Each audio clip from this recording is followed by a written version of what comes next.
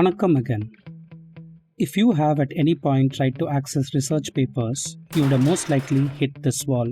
Say you're a health worker trying to find out how well a certain medicine works in your population, or an ecologist trying to figure out what measurement metrics work in your biome, or a curious young scientist trying to understand how bats use echolocation, or you simply love alliteration. The common thread among most of the above examples is that a lot of this knowledge is locked behind a paywall. Why is knowledge that can save lives, potentially address climate change, and generally make the world a better place kept behind a financial barrier? At a broader level, who does knowledge belong to? Is it a commodity to be bought and sold, or a right for the greater good of our species? Is it something that can be privately owned, or is it a common good that belongs to all of us? In this series, we will be examining knowledge. Who produces it? Who owns it, who is allowed to access it, and finally, who gets to say what knowledge is legitimate. In this first part, we will be trying to understand access to scientific knowledge.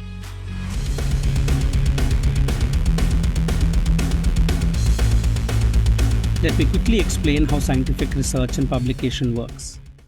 Let's assume you have a burning question you want to approach scientifically. You get past the local ethical and scientific checks and go ahead and conduct your research. Now you have a few ways of disseminating this information. You could personally distribute it on your own, but it's only going to reach a small number of people. You must then approach a journal for it to be taken seriously. The more prestigious the journal is, the more seriously your results will be taken. If the journal is interested in publishing your piece, they will send it to some experts in your field for a peer review. The peers that review ideally go through all your findings, the paper itself, and give it a final seal of approval. You can now proceed in two ways. You can submit your paper for free, but that means readers will have to pay the journals to access it. If you want your research to be accessed free of cost, you then pay the journal a sizable amount for the honor they are doing you. In a few very rare cases, you may get away by doing it absolutely for free and the readers get it for free. There are very few instances through history where one can say that scientific knowledge was fully and freely available. For most of history, including to this day, knowledge was kept behind one wall or another. Throughout South Asia, for example, that wall was caste. Historically in Europe, that wall was class. And across most of the world, that wall was gender.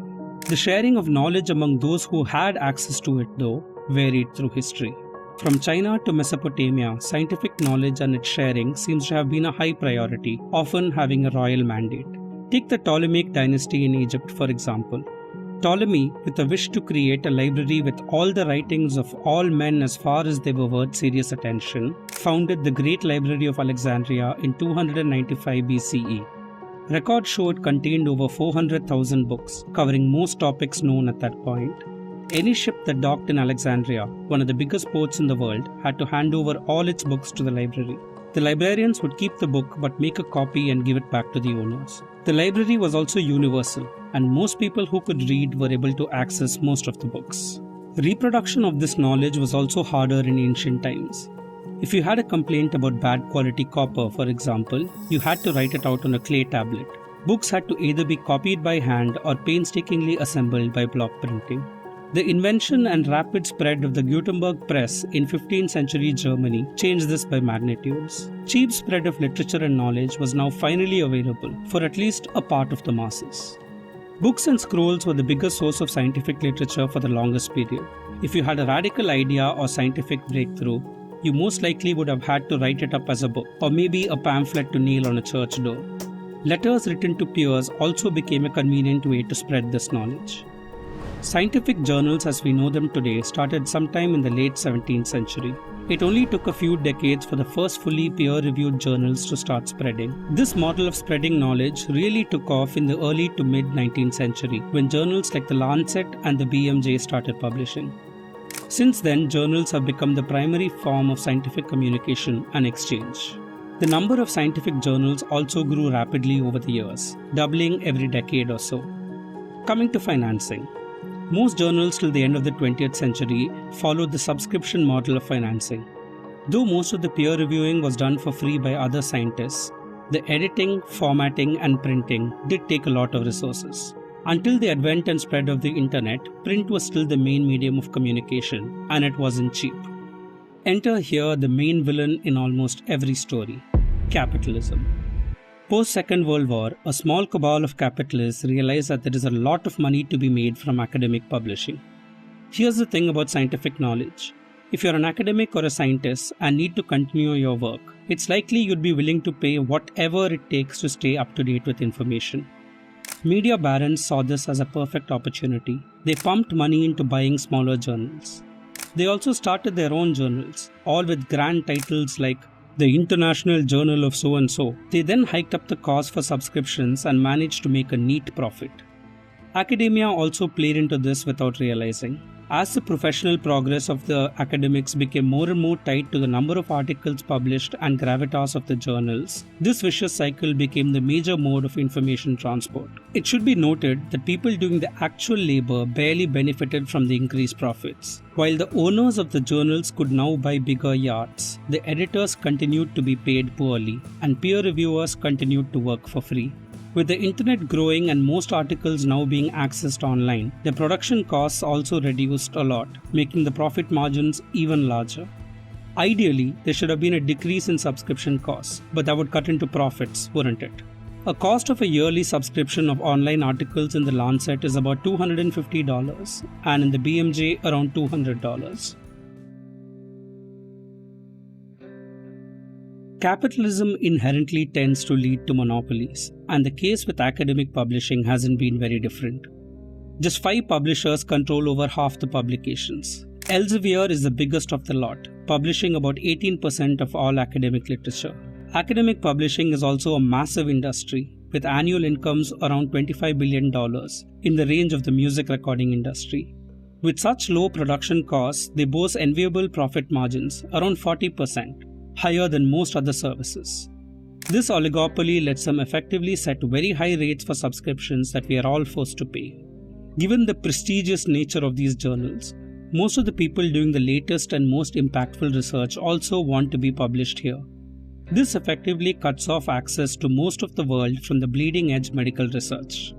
To try and illustrate this, I looked at research on the 10 highest causes of mortality in the world listed in PubMed. The percentage of free papers ranged from 30 to 60%, with COVID in the last few years being an outlier at 80%. I then looked at medical literature about the 10 poorest countries in the world, and the free papers too here range from 36 to 64%. Ridiculous, right? This isn't even the entire picture. Remember in the beginning I mentioned you could make the papers free for reading? This follows in the tradition of open access, a growing movement to make academic literature more accessible. It started off with academics trying to make their own work free for viewing and through mutual sharing networks. The big publishers were quick to co-opt the movement though. Like most superstructures in global health like big pharma and philanthrocapitalism, big publishing wants to be seen as a part of the solution. In this case, for an article to be made open access, publishers charge an article processing charge. These charges aren't really small. Elsevier charges between $200 and $11,000 between their journals. Want to publish in the Lancet? Get ready to pay $7,890. Agreed that most other open access journals don't have such high costs for publishing, but even the modest amounts ends up being a significant barrier for a lot of research from the global south. This model is called Gold Open Access and is the most prevalent model of open access publication. Most publicly funded institutions choose one of the 2 options above. First, approaching free journals, which means the public has to pay to read the paper, and if rejected, Gold Open Access, where the public essentially pays the publisher. There are 2 equitable models for open access publication. The first is Green Open Access, which is separate from publishers and consists of authors archiving their work in their own or their institutional sites. This is a much cheaper option, but the reach of such articles is significantly lower. The last is Platinum or Diamond Open Access, which is truly fully open access. Here both the reader and author don't need to pay any charges. A detailed analysis done in 2021 gives us more insight into this ecosystem. There were more than 29,000 Diamond Open Access journals, but only a third of them were registered in the directory of open access journals. Financially too, they were struggling. With limited ways to raise funds such as grants, only about 40% were even breaking even. Operating costs were also extremely low, around $10,000 a year. Currently, around 80% of the published articles are in paid-to-access journals, around 11% in gold and open access, and 9% in diamond open access. The movement for complete open access is slowly growing and the biggest publishers are being called out. Over the past few years, there's been resistance against the oligopoly, with many universities refusing subscriptions, scientists refusing to peer review, and generally bringing up the debate of open access and open science. Before we move on to the arguments for complete open access, we need to address the raven in the room. Yes, this majestic creature. One way of dealing with paywalls is raising awareness and making sure newer places we build don't have them. The most effective solution at the present, though, is breaking the walls down. Most of you watching this would be familiar with Sci-Hub and would have surely used it at some point or another. It contains over 88 million paid articles in its database, with over 24 million being in medicine and health.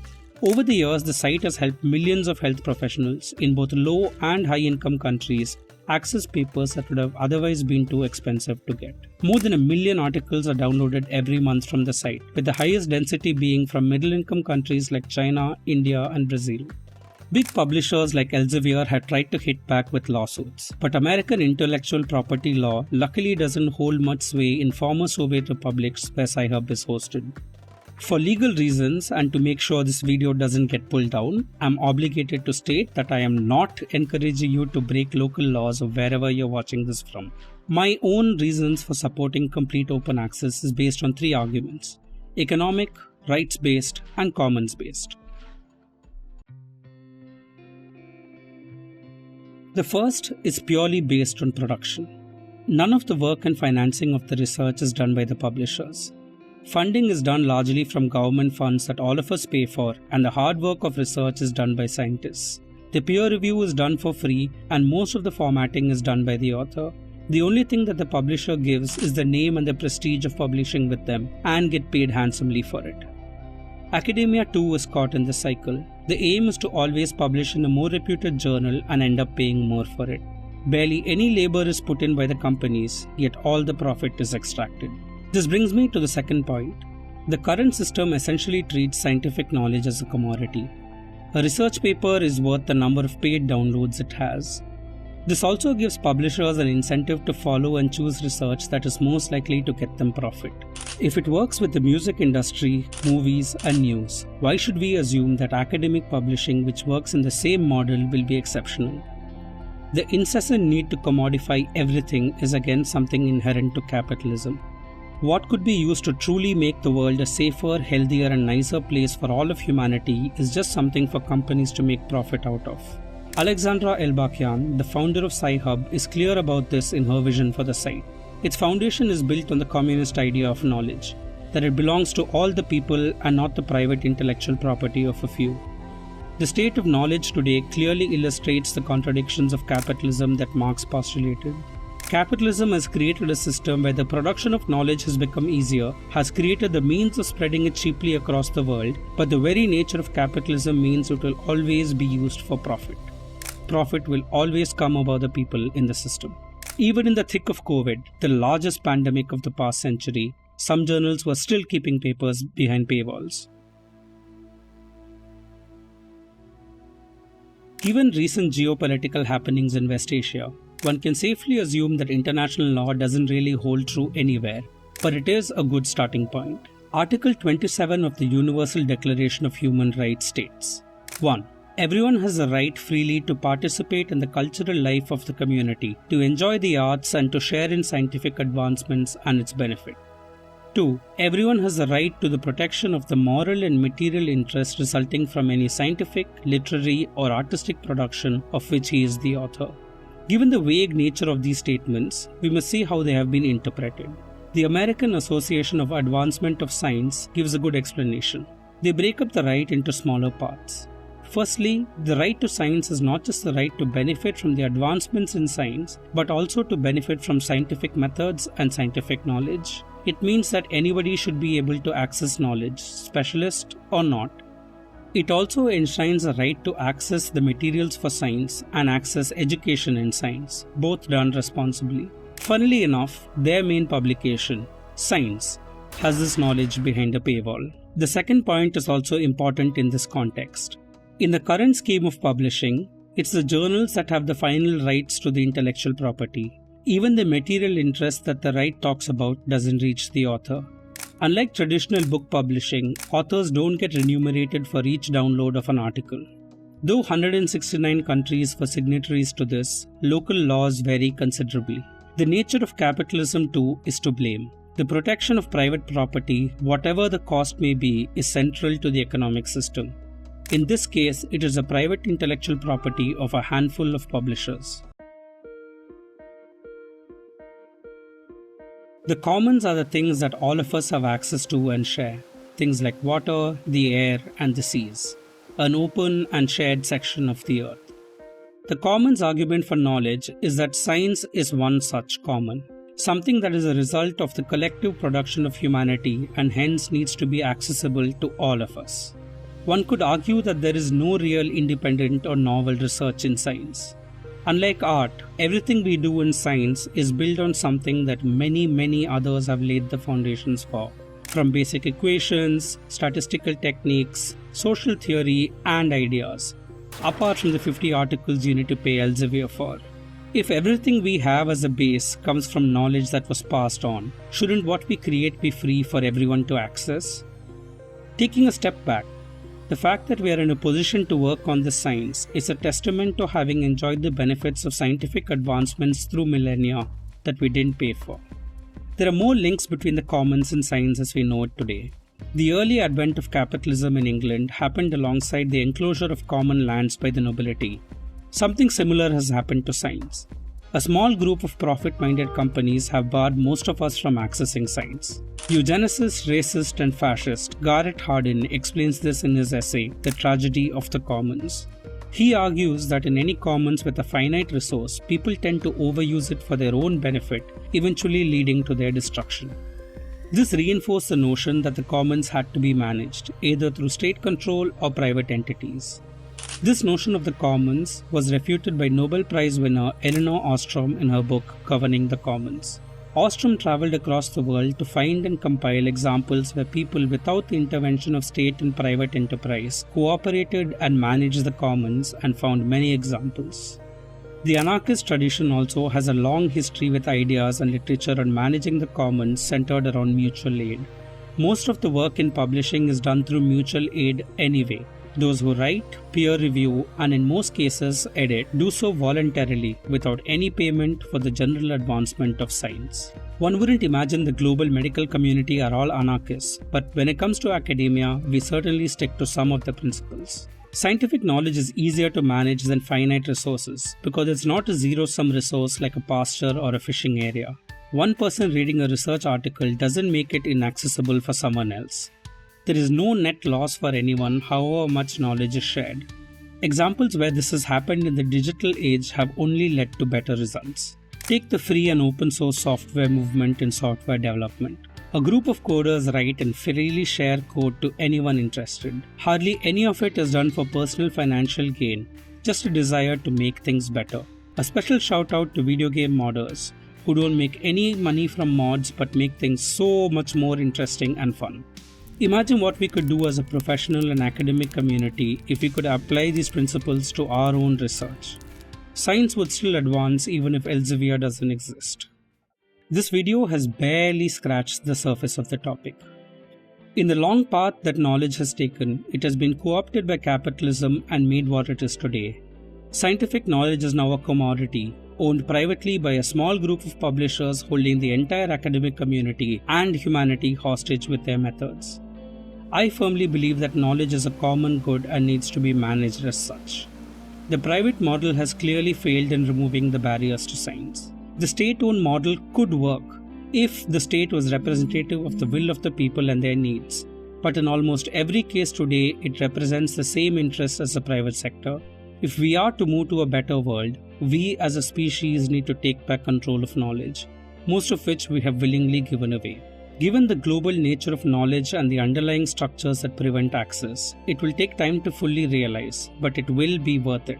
In the first century of the Common Era, Vitruvius wrote about the gratitude he felt for the past generations in the Library of Alexandria for preserving the memory of mankind. Hence, we must render to them indeed the greatest thanks. because they did not let all go in jealous silence, but provided for the record and writing of their ideas in every kind. We too owe this to the future. If you've made it this far, thank you. We are overwhelmed by the amount of love and support we got for our previous video, and it has inspired us to continue this. If you want to join us in exploring the economics and politics of health, do subscribe. Nandri.